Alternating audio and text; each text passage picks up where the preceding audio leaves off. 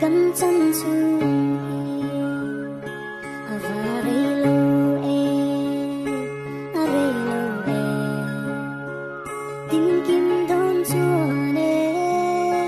cái thiên la na đâm đi ông lu him pe a kan ra na lại cùng cái bé ngắm lâu dần cay nè mà từng ngày em sẽ từng ngày em sẽ ôm khô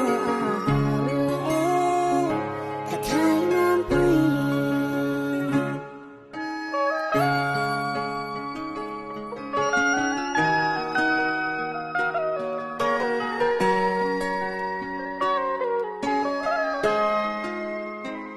cùng tuồng thái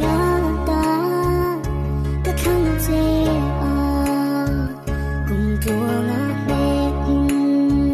cùng bồi xuôi ave ma hiền mô trên nói tư nhi cô là lâu him tê á căn ra nó lại cùng các bé nắm lâu dần cay nè mà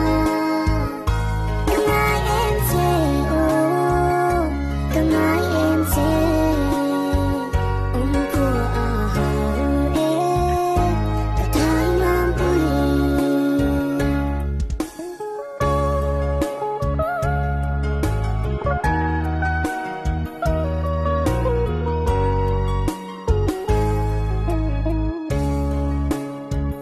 kể vàng trả lại lâu ban tơ rem mong xì lu nắng đen lên thùng của nắng bom lê hia cắn môi tô lu măng cha him tê á căn ra nó lại cùng